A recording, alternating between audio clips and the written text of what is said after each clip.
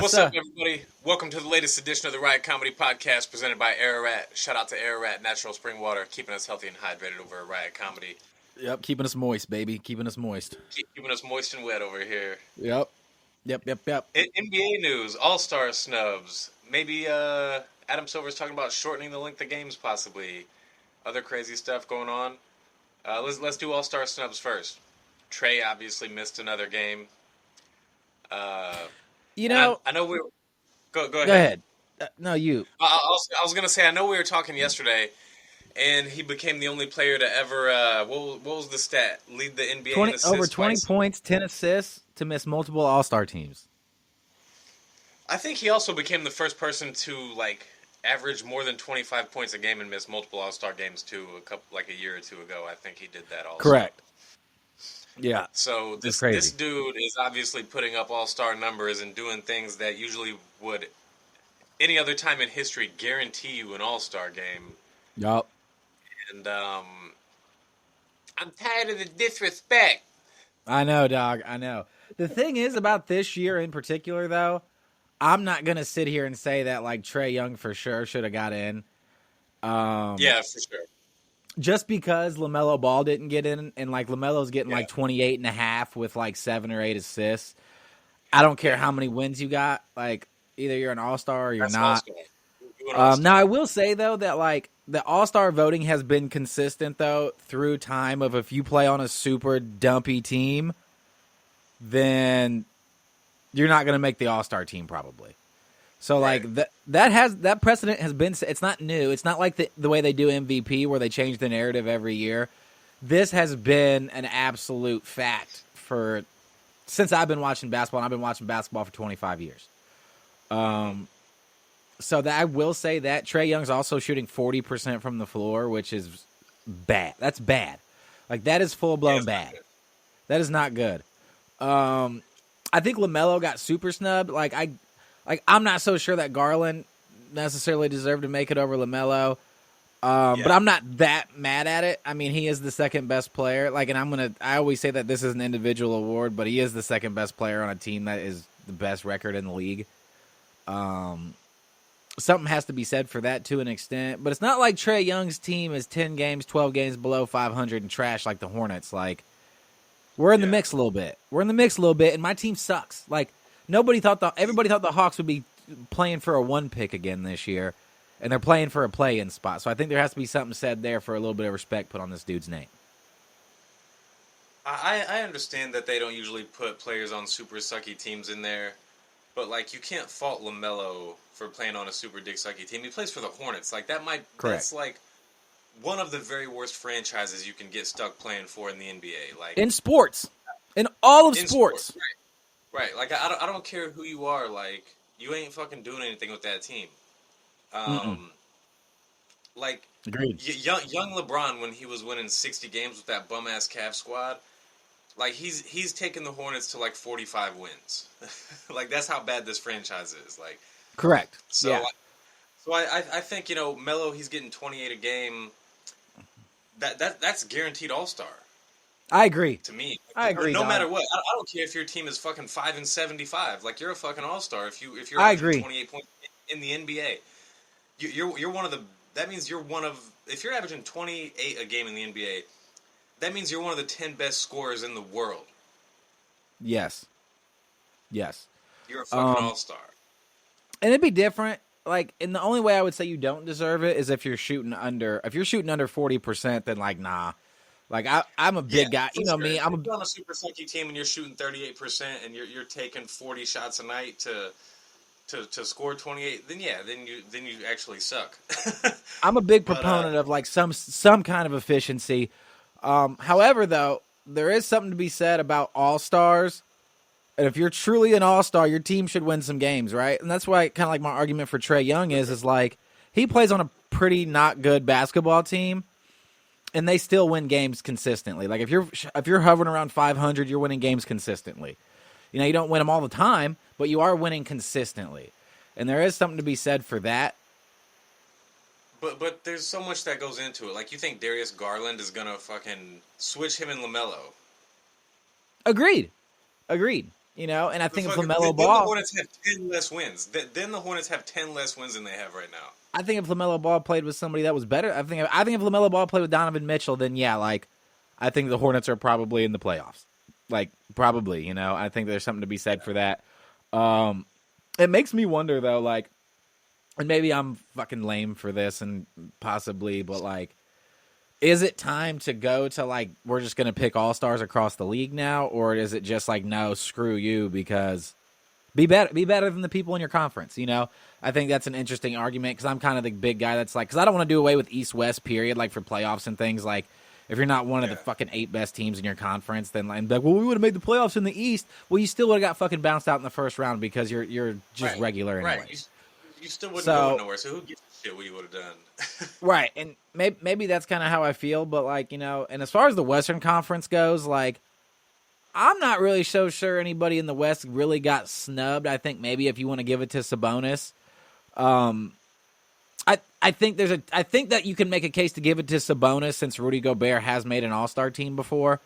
Period. He's made one before in his career, and Sabonis, if you're getting 21.5 and 13.5 with 6 assists, should he make it over Jaren Jackson Jr.? I think there's a case to be made, but I'm not going to sit here and say that he got outright snubbed the way that I feel about LaMelo. Yeah. What do you think? I mean, the Western Conference, I'm not so sure he got snubbed. I think he did a little bit. How often do we even have how many 20 and 10 guys are in the NBA? I know, but you play with De'Aaron Fox, you play with DeMar DeRozan, and you guys are fighting for a play-in spot. At some point, maybe you're not an all-star then. You know what I mean, though? Your team's good enough to where... I do. I feel that. I actually think that... I actually think that if you want to say somebody got snubbed in the Western Conference, I think Norman Powell got snubbed on the Clippers. That's who I think got snubbed in the Western Conference because the Clippers aren't even in the play-in right now, and if they are, they just fell back into it 2 days ago when I was looking. And Norman Powell has been the second best player on the Clippers, and James Harden has obviously been the best, but Norman Powell has been super efficient. He's getting over 20 points a game, balling out. Kawhi hasn't been there. And nobody would have said halfway through the NBA season the Clippers aren't even in the play-in because they're one of the 5 best teams in the Western Conference. Nobody would have said that. And I think that there's a case to be made. I know that I'm kind of going back and forth on my arguments here if it's an individual award.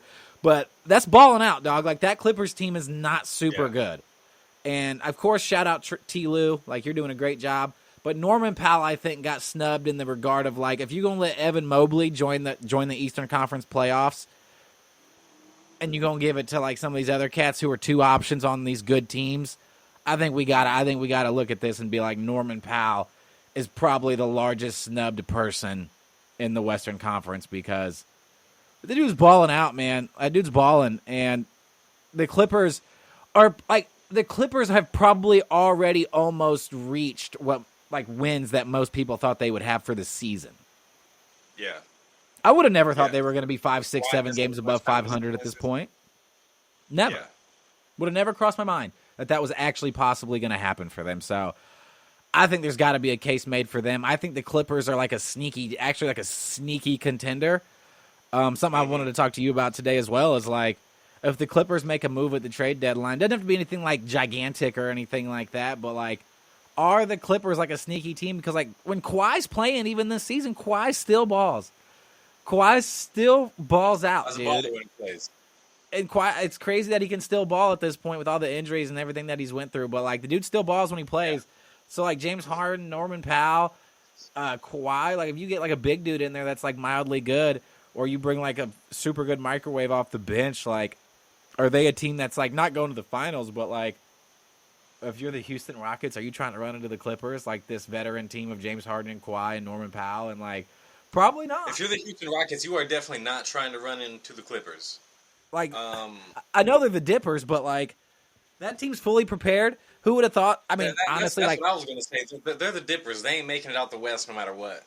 But they're a dangerous team for these young teams. That they're even dangerous for OKC. I don't care what anybody says, man.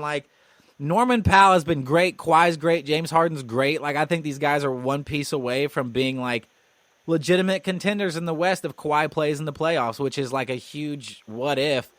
But if Kawhi Leonard is in the playoffs and he's playing well, even if they play Oklahoma City Thunder, there is a chance that Kawhi is the best player in that playoff series. Absolutely. So that's dangerous. So it's like, if you're the Clippers, do you make a move?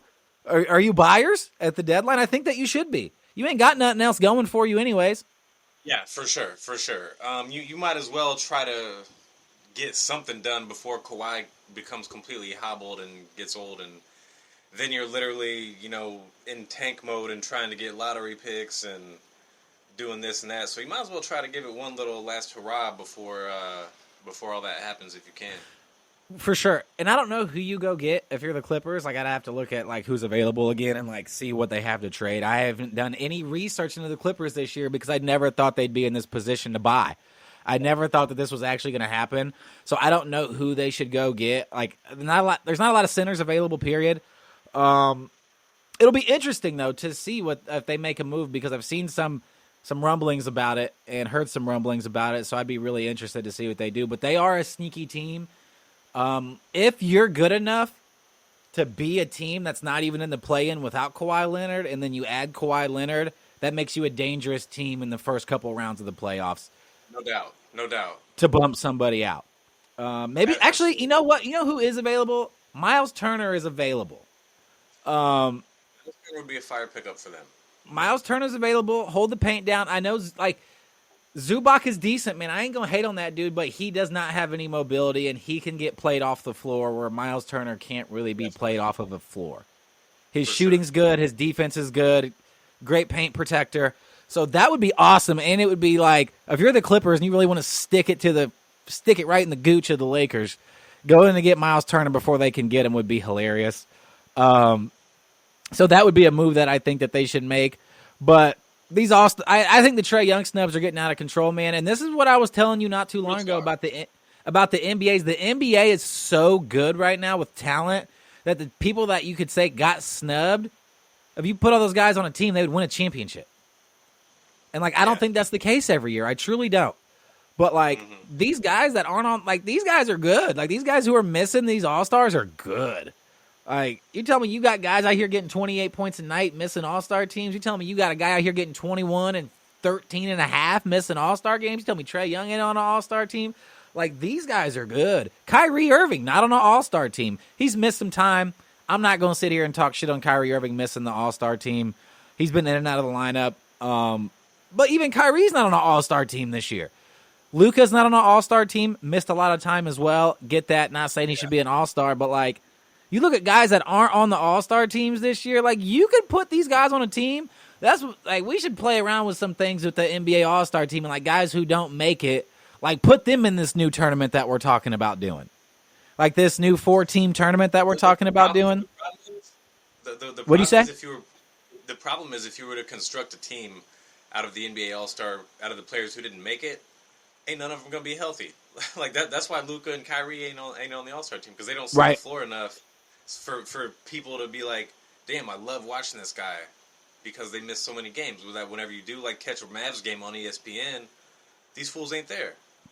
No, but Mavs, like, that's the thing about the Mavs though. Like, Kyrie's been back for like almost a month now. Yeah. But the Mavericks have been able to stay right around 500 or above 500 with all this mess going on. And shout out Jay Kidd for doing a great job coaching these fools, because, like, without these dudes, man, like, you guys are still playing hard, playing well. It makes them very dangerous in the playoffs as well. No doubt. We're going to get some fun shit. I like what I've seen out of them. Everyone has stepped up well and done what they're supposed to do to keep them in a good position for whenever everyone's healthy. For sure, man. And that's why, like, if you're the Mavericks, like, they're one of the few teams where I'm like, I mean, if you can go get somebody on the low to come off the bench, that's pretty solid. Maybe you should do it. But, like, yeah. I think that their team as constructed right now is fine. Like, they're one of the few teams that I look at. I'm like, guys are fine. You guys are fine. Me too. Let it rock. Like, just play it. Don't panic and give away one of your big dudes. Like, don't do things like that. Like, that's silly. So that's what kind of what I would say to do is, like, just stay pat. And, talking about the NBA, and I'll get into what some of these coaches have been saying, but Adam Silver has come out and said, maybe we could consider doing 10-minute quarters since the NBA is the only league where they play 48 minutes. And I want to hear what I know what you're going to say about it because, I know you pretty well. I've known you since I was born. But what do you think about a 40-minute game in the NBA? I think there's some positives and negatives, but I want to hear what you have to say about it. I think if you're going to cut off 18% of the game time, I want 18% back on my NBA League Pass. I want 18% back on the tickets. I want 18% back on everything, first of all. Second of all, I think it's absolutely egregious to even suggest this. These new school players and these new school executives, all of them are weak. 82 games, 48 minutes. That's what it's always been. Get your ass out there and play. We don't need players extending their careers. We don't need dudes playing 18, 20 years. Get your old ass out of here and get the young bloods in here. Yep. We're done with you. You're not supposed to play NBA basketball for more than 18 years. Correct. Take your old ass home and fucking sit on your millions that you made and go the fuck home. Agreed. Women play 40 minutes, not men. This is 48 minutes. This is grown man basketball. Have your body in shape and ready to play a 48-minute game. You only play 36 anyway. Right. Why are we going to shorten the game? That's part of coaching is figuring out what rotations you need. Shortening the game makes everything easier. Makes it easier for the players, makes it easier for the coaches. It's bad from a competition standpoint.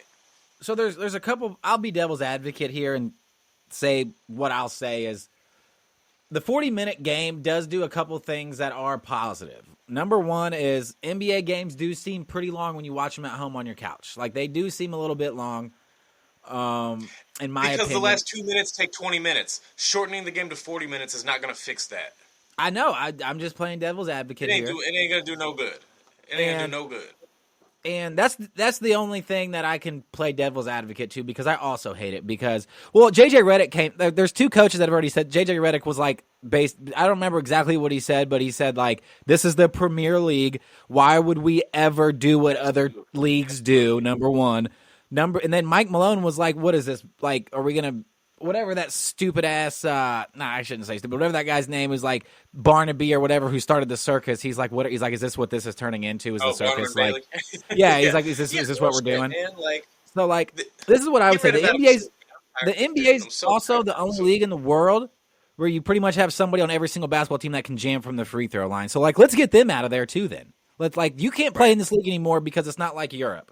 Okay, and then why don't we just put a 4-point line in? And why don't we make the court smaller? And why don't we play with 11-foot rims? And why don't we play with a smaller basketball? And why don't we play with one hand tied behind our back? Because fans argue that could possibly make it better. Fans do not know exactly what they want until they see it. And what fans want is good, hard-nosed basketball. Now, I'm not saying I don't give a shit what anybody says. Bring back 80s, 90s basketball. Do not do that. It is bad for the league. It sucks. It sucks. They don't people they played doing jump shots and bad played offense. better defense back then. No, they just hard fouled every time. That's not fucking defense. Right. So I don't want to see that. I want to see hand checking brought back. Me personally, I think that would be awesome. And also, if you're gonna do it like you said, you got to quit promoting these old heads, dog. I get LeBron is still getting 23 points, 7 rebounds, 7 assists. Ain't nobody knocking this motherfucker. Ain't nobody saying LeBron go home. LeBron, you're good enough to still be here. But we don't have to keep promoting him. And everybody's like, well, he's the hot ticket. And it's because you never sold a ticket to anybody else. That's what makes LeBron a hot ticket is because you never sold the ticket for anybody else. I watch young guys play sometimes. I'll watch the Lakers play, and I'll be like, okay, cool, whatever. I'll watch LeBron AD play, whatever. And then I'll watch the Houston Rockets and Memphis Grizzlies play like I did last night and be like, holy shit, these dudes run full speed. Holy shit, these dudes can actually bend over and pick up a basketball. The Rockets are entertaining basketball. These fools play basketball the way we want to watch them play. Last week or maybe 4 or 5 days ago, somebody threw an oop to somebody, and they jumped up and caught it one-handed. Now, that should be status quo in the NBA, but when you watch Lakers and Warriors play, not a single motherfucker on these teams can do that and not make it look awesome. I know LeBron can still catch an oop one-handed. And we said that LeBron, we made a joke about LeBron not being athletic anymore, and everybody's like, what do you mean he's not athletic? And it's like, LeBron was athletic a decade ago, yes, but if you watch LeBron James play basketball, part of being athletic is being able to run full speed consistently. It is being able to jump once and then jump again right after. It is being able to bend over. LeBron can't even dive on the floor anymore because he can't get up. No, he can't. You'll notice, like, whenever you pay attention to LeBron whenever he's playing, obviously he's still a freak athlete, but he's a shell of what he used to be. Correct. His head was always at the rim. Now it's at the bottom of the net. And if you'll notice, when he dunks on people now, whereas he used to go over these motherfuckers, he goes around. He doesn't jump. He goes through these motherfuckers. He goes chest to chest with these motherfuckers now when he wants to dunk on somebody, and just like jumps forward as hard and fast as he can. And he's a one-legged jumper, so like he'll catch you slipping real easy. But he ain't going over people. He's just powering through these motherfuckers because he's such a beast. Like the KG he's dunk. Still a freak athlete, but like the KG dunk when he played for the Cavs over the top of KG, like the Tim Duncan one, like that's been done. This man, and my thing about it is, okay, so if LeBron's still an athlete, what's Ja Morant, a superhero? Yo, real shit. What's De'Aaron Fox, a superhero? Like, that's the thing, is like nobody's knocking LeBron. If you can get 20 points, 5 rebounds, and 5 assists, play as long as you want. Absolutely. We're not saying that. But when you see Steph Curry go through dips like he's going through, and it's harder for him to work through them because he gets tired faster, because he plays on a bad team. Steph Curry cannot carry a bad basketball team anymore. Those days are done. LeBron James cannot carry a bad basketball team. And nobody's saying don't show him, but I don't want to watch a Lakers-Warriors game ever again. Ever again. No, absolutely not. If LeBron's playing, put him against the Rockets, the Grizzlies, Anthony Edwards. I want to watch the young guys play because they're the future. And if you never promote the future, you're going to be stuck. And it's really almost as simple as that. I know that the NBA is afraid to move off LeBron, but like, for the love of God, like, we could be watching Cavs, Bucks, Knicks, Cavs, Rockets, Grizzlies, Spurs, Grizzlies, Spurs, Timberwolves. Like, those are the nationally televised games that Celtics. Like, we need to be watching these, or Magic. Like, these are the young teams. Thunder. Paolo Banchero was a number one pick. This dude's averaging 25 points a game and has the Magic looking like a good basketball team. And we don't talk about this guy. We don't even get to see him play. Like, we have a new Carmelo. The New York Knicks, the team in the biggest market in America. We don't talk about Jalen Brunson and Cat on TV enough. Like, yeah, they talk about them, but they're still out here pushing LeBron and Steph. Like, why? Like, Knicks, Celtics, like, promote New York and Boston rivalry. Like, if you have a 0% chance of winning an NBA Finals, and when I say 0, the Lakers are 0, everybody, unless they make a move. Like, so if the Lakers go get De'Aaron Fox, talk about the Lakers as much as you want. Pressure's back on. For sure. Get it done. I get that. Warriors can't even make a move to be title contenders. There's not even a move out there they can make. Unless they go get Victor Wembanyama, which is impossible to go get. I don't want to hear about these motherfuckers. I don't want to watch Draymond Green on the basketball court anymore. I don't want to, like, give me Luka and Kyrie. Like, if you want to show me an old head play basketball, give me Kyrie, even though he's only 32, but give me Kyrie because he plays with Luka, he plays with Clay. Like, they have a chance to go to the finals. So, absolutely. I can't stress it enough. If the NBA continues to do things that are antic-y, those things only work for 1 year. We just saw it with the play-in tournament. It works for 1 year. It works for 1 year. If you put a 4-point line around it, you're going to lose. You're going to gain a bunch of fans for 1 year for people who actually don't even know basketball. They're just going to watch players jack up far shots, and you're going to lose basketball aficionados to college basketball. For sure. And you can't risk that. You cannot risk this shit. This is what made the NBA will literally give us everything except what we want. So I'm reminded by David Stern. People will spend hours trying to come up with fucking gimmicks instead of coming up with a solution. Fire your whole competition committee, NBA. Start from scratch. For people that don't know, in the 80s, Magic Johnson won a championship as a rookie, and he was awarded Finals MVP. And for people that do not know, he did not deserve the Finals MVP. That was Kareem Abdul-Jabbar's award, and the voting came in, and it was Kareem Abdul-Jabbar's award. And rumor has it / pretty much proven fact that David Stern told everybody to shove those votes up their penis. And then he wiped his ass with it. And he gave it to Magic Johnson because he understood that we have to promote these young guys that are going to be good for the next fucking decade or 15 years. You have to do it. And it worked. And I know that he had Larry Bird to be like, oh, black versus white, all these things. Those things do matter. But it was because they were young and he knew that he could promote them for the next decade. If you think that you can promote Steph and LeBron for the next decade, you're wildly, wildly retarded. This is the thing that you have to do is you have to just start creating rivalries amongst these young guys. Like, that's all you can do. Absolutely. And they're not doing a good job. You got to do something to make these players, like, play more competitive and dislike each other. And we got to, like, bring real competition back to the NBA. That's what we're missing. We don't need gimmicks. We don't need fucking 4-point lines. I don't think that we're missing it. I just don't think that we're promoting it. Like, when I watch the Grizzlies play basketball, they play hard every night. You can't. They do. There's some teams that definitely do. The Grizzlies are a good watch. The Rockets are a good watch. The Cavs, the Celtics, the Knicks. OKC's a good watch. Milwaukee. Like, there's teams out there that play hard every night. You're just, but the thing about it is, everybody's like, they don't play hard every night. And the reason that people are starting to think this is because LeBron and Steph can't play hard every night. Right, and when you show a bunch of their games, of course these guys are going to fucking sit around and be like, oh, they're not playing hard every night. LeBron's 40. He can't play hard every night. And then quit focusing like everybody's like Zion doesn't play back-to-backs. Who cares? He plays for the Pelicans. They're a joke franchise. Just bury the stories. I know it's hard to do in social media, but every time a story about Zion pops up, put a Ja Morant facial highlight up right after. People are like, you see that fucking dunk by Ja? Did you see this? Did you see this? Like, it is this simple, everybody. And people can say there's not like, oh, it's not that simple. It truly is. I watched that Memphis Grizzlies and Houston Rockets game last night on the edge of my seat, and it was a great watch. The whole time was just a great, great, great watch. And for that, and that's what I'll say, about the Grizzlies is Ja misses a decent amount of time, and they still play hard, and they still win games. And that's probably why Jaren Jackson Jr. got the All-Star nod over Sabonis, because when Ja's not in, they still win. And he's the best player on the team when Ja's not there. So, Sabonis, sorry, win some basketball games at the end of the day, because you do have to penalize people for not winning games with good teammates, but you do. There. That's the thing. Sabonis ain't the best player on a super sucky team. Right. That's not what's going on for him. The Kings, they kind of suck, but you got they got some players talent. You should be winning some games out here.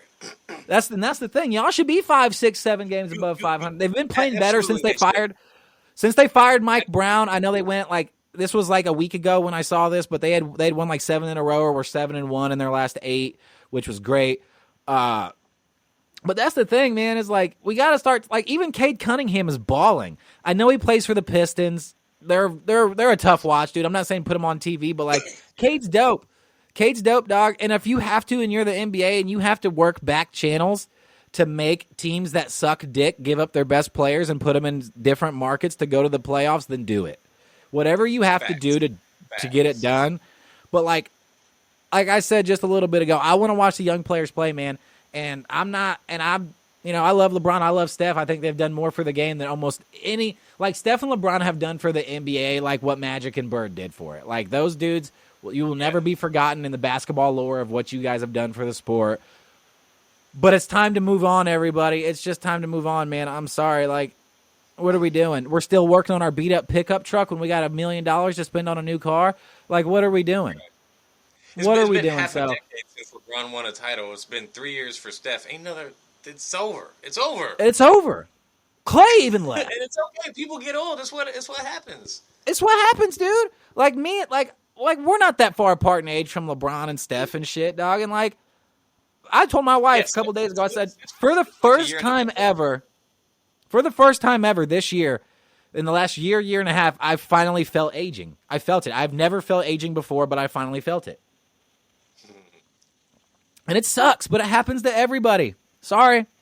And it's just one of those things where it's like, and are you not trying to appeal to a younger audience to keep the train moving? Right. You got to keep the train moving. You have to keep this train moving. Otherwise, like, you're going to have guys like me that are like, who are these young guys? Like, if you don't start promoting these young guys, people are going to say, who are these guys now? And you're taking too long to do it, and that's bad for the league too. And you're going to have some drop-off when LeBron leaves. It's better you rip the Band-Aid off 2 years ago than wait for him to fully retire or fully be washed. So it's like you got to rip the Band-Aid off. If we would have just started pushing other players 2 years ago and just left LeBron alone and left Steph alone and it was just like whatever, we would already have guys like Anthony Edwards be talked about more, which he's talked about a lot. Right. Like they did a decent job with Ant. But, like, Shade needs to be talked about more. Jalen Green needs to be talked about more. Paolo needs to be talked about more. Cade Cunningham needs to be talked about more. The Knicks need to be on TV every single night. So, they did do a decent job with Ant just for his team to trade his second-best player, and now their team sucks, and now they can't fucking even promote him like they were anymore. They were pushing him as the next piece of the NBA, and then his team was like, yeah, check this shit out. I know. We suck. I know, it sucks too, dog. Like he'll get him into the playoffs. I think they might lose in the play-in, I guess, but I ain't worried about Anthony Edwards making the playoffs for real. I think he's that good. Yeah, for sure.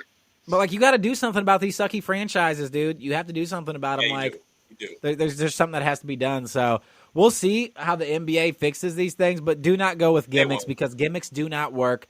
This All-Star format's stupid. As far as I'm concerned, dog. It's actually name All-Stars and cancel the game. You think the NBA has problems now? Wait till they add 2 more teams to the NBA. I think there's enough talent to go around. Me personally, I just think they got to do a better job of promoting these young players. I don't think that's there's how enough I feel. Talent to go around. I think there's enough talent to go around.